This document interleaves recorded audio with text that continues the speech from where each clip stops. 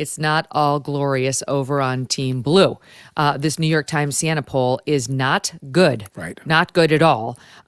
It's got so much juice in it. I mean, I want to go over the specifics, but it's showing that it's, Trump's up 1 point over Kamala Harris. But the interesting thing is he's never up 1 point. I mean, he's the past couple of election cycles, Right. he was down 9 to Joe Biden at this point. I think he was down, 2 to Hillary Clinton at this point in the election cycle. And think about that. So he was down 2 to Hillary in 2016 at this point.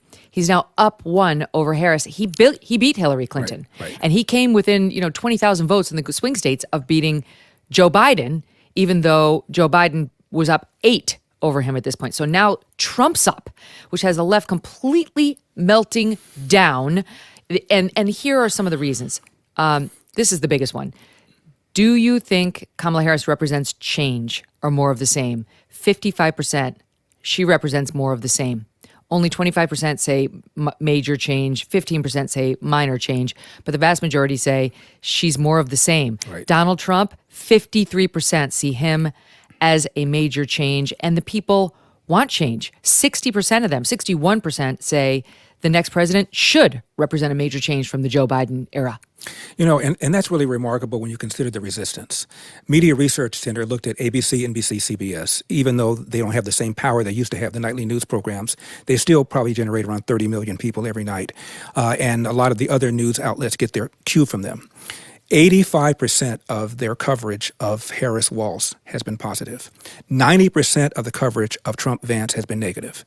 You consider that, and the 2.5-year collusion nonsense. The Hunter Biden laptop story was diminished by 51 intelligence officials, and you had platforms like Facebook and like Twitter shutting down that story.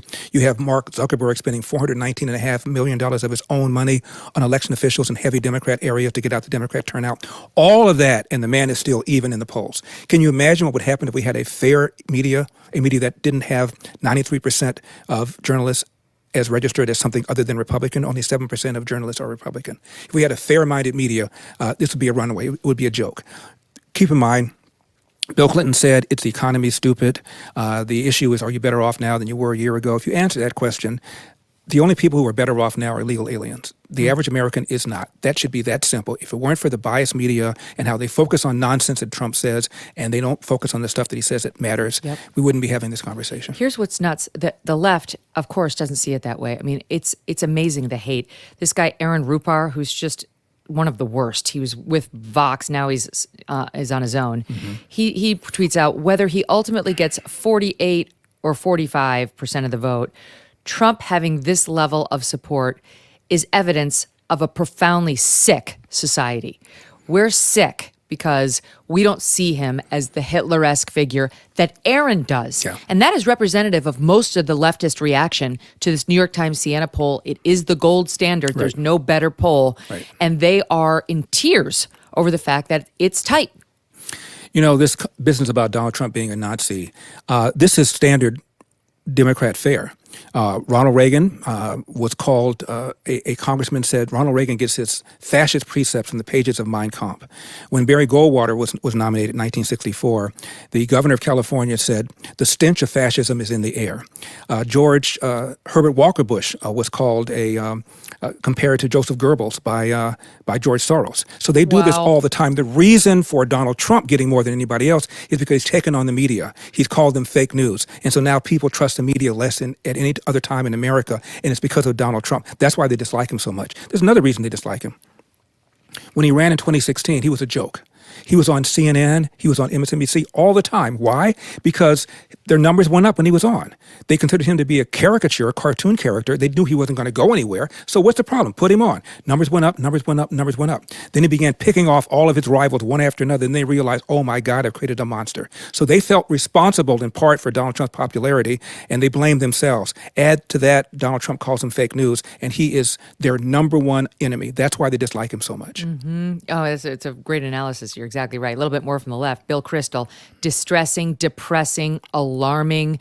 After everything, January 6th, after clear evidence a second term would be far more authoritarian than the first. After the ever-increasing radicalization of MAGA world, Trump now has more support than he had in 16 or 20.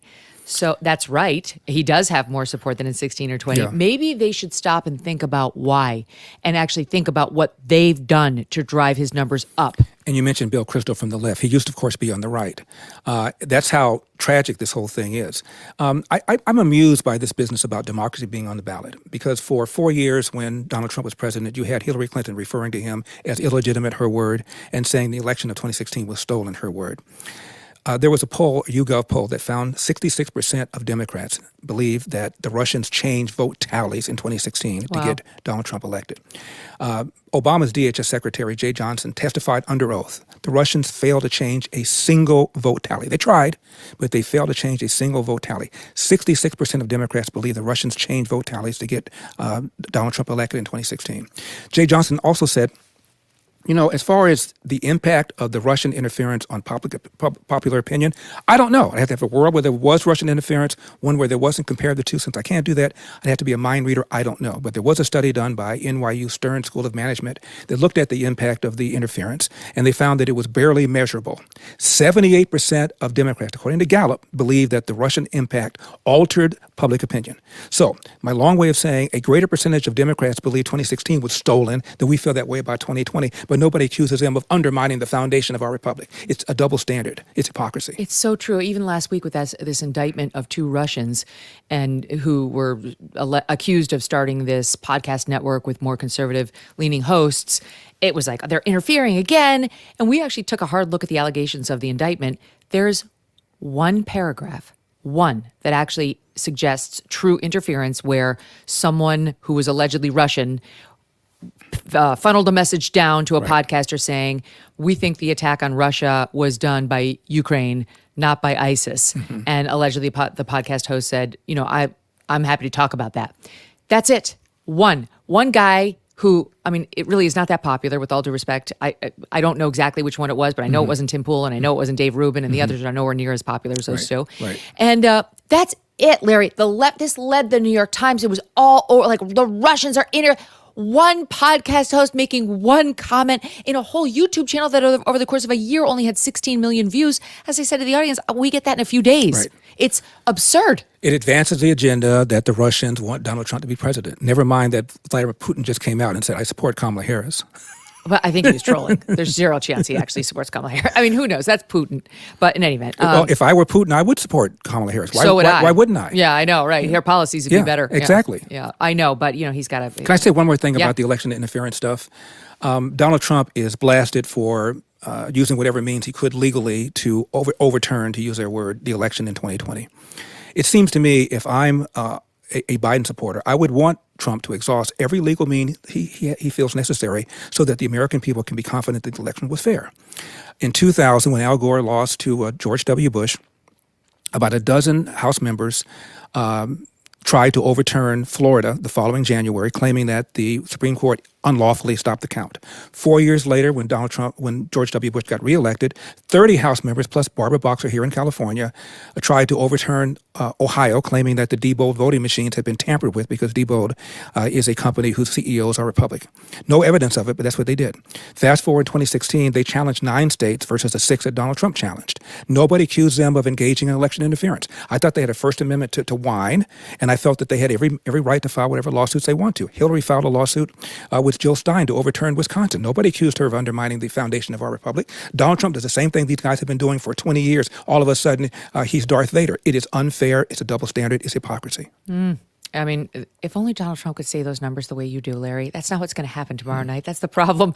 Is Trump, he's an effective messenger. Don't get me wrong. He got elected president, so you'd have to be. Right. But he can't do it the way you can do it. Few of us can. Well, you know, when I ran for president, I withdrew from the race, as you know, and Trump invited me to Mar-a-Lago, so we're speaking privately. And I told him much of what I just now told you, and he was entertained by it. And I asked him, this is sort of off topic, I asked him, do you ever 3 o'clock in the morning say to yourself, why the hell did I do this? Mm-hmm. People now won't buy your condos. They won't go to your golf resort. Half the country hates your guts. They think you're Hitler. Your net worth has gone down because of all this. You ever think of yourself, why did I do this? And he went, well, you know, the country is in trouble, blah, blah, blah. He didn't answer my question. So I re-asked it a few minutes later. He didn't answer. We then stood up and took pictures together. And I said, Mr. President, you didn't answer my question. He goes, yeah, I know I didn't. Really? So I think that meant that even Donald Trump, as confident as he is, every now and then says to himself, my goodness. I also think Trump really is a believer that if there's any negative self-talk, it actualizes. If you just listen to the way he communicates, certainly about anything involving himself or his loved ones, he never says anything even close to negative. It's baked into him from that positive power of the power of positive thinking. By Norman Vincent Peale, who was his pastor when he was growing up. On that level, I first had a real conversation with him in 2016. We campaigned together. We were at a black church. It was in Detroit, if I'm not mistaken. We had about a 20-minute conversation privately. And this is when he was a candidate, of course. And I said, there's one thing I think you should apologize for. He said, I know what you're going to say. What I said about John McCain. I said, no, I couldn't care less. I said, you said that George W. Bush got us into the Iraq War by lying. I said, however you feel about the war, he did not lie. The intelligence was bad, but he did not lie. I've spoken with Condoleezza Rice privately. I've spoken with Colin Powell privately, and they both said the intelligence was wrong, but nobody lied. And I said, you're giving a talking point that Democrats have used. Ted Kennedy said, week after week after week, they lied and lied and lied. You are giving energy to all of that. And he went, blah, blah, blah, blah, blah. But he never said it again. And I noticed that Donald Trump's way of apologizing is not to say the same wrong-headed thing twice. So I'm going to take credit for that. Oh, that's good. All right, wait, we're going to get to the Iraq War in a second, in a way, because Dick Cheney's back in the news. I'm sure you saw that. But let me finish with this New York Times poll first. This is sort of the headline that's coming out of it when it comes to minority voters with whom Kamala is doing better than Joe was, but not as well as your normal Democrat does. So Trump support among likely black voters, again, this is the New York Times Siena Gold poll, his support among likely black voters back in 2020, it was 7%. In this poll, it's doubled to 14. When it comes to Latino likely voters back in 2020, it was 31%. In this poll, it's gone up 10 points, 41%. And now the left, I've seen so many of them. It could be an outlier. Even the Times this morning. This could be an outlier, could be an outlier. May not align. That tightness of Trump up 1 instead of down 3 or 4. But do you think it's an outlier, doubling the black vote and up 10 percentage points with Hispanics? No, he increased his percentage of black vote from 8% in 2016 to 12% in 2020. That's almost a 50% increase. And there are several reasons, but the biggest reason, I believe, is illegal immigration. The cohort most hurt by illegal aliens, and most of these are unskilled with high school or less, are people living in the inner city, black and brown people, against whom they have to compete for jobs. There was a study done by the Civil Rights Commission some years ago. This is before the 12 million illegal aliens have been in the country in the last 3 years. About 1 million fewer blacks are working because of the presence of illegal alien labor, and illegal alien labor puts downward pressure to the tune of almost $2,000 per year on the salaries of blacks and brown people in the inner city. So the people most hurt by all these people coming into the country are black and brown people, the very people that the left claims that they care about. The second big reason, of course, is the cost of living. The people at the bottom are hurt the most by higher prices, and store prices are up almost 20%. Gas prices are up 50%. And the third reason is school choice. The Democrats are adamantly opposed to school choice. Urban education in America is a disaster. 85% of black 8th graders, these are 13-year-old kids, Megyn, nationwide can neither read nor do math at grade level. In Baltimore, there are 13 public high schools. Say that again. Wait, just say that last stat one more time. 85% of black 8th graders nationwide, these are 13-year-old kids, can neither read nor do math at grade level. That is horrifying. You didn't vote for this economic downturn and the high inflation, but you could pay for it at the pump, the grocery store, and with growing stacks of unpaid bills. Financial stress can be crushing, and one solution could be donewithdebt.com. Done with Debt created new, aggressive strategies designed to get you out of debt permanently without bankruptcy or loans. Done with Debt can stand between you and your bill collectors, and they'll negotiate with your creditors to write off balances, cut interests, and stop penalties. And the best news is Done with Debt is accepting new clients right now. But you do need to hurry because some of their debt relief strategies are time sensitive and you don't want to miss out. Let Done with Debt hit the debt reset button for you and make your money yours again. Visit donewithdebt.com or call 1-888-322-1054 right now. Chat with one of their debt relief strategists for free. That's donewithdebt.com, donewithdebt.com. Thanks so much for watching. If you like what you just saw, hit the subscribe button for more clips and full episodes.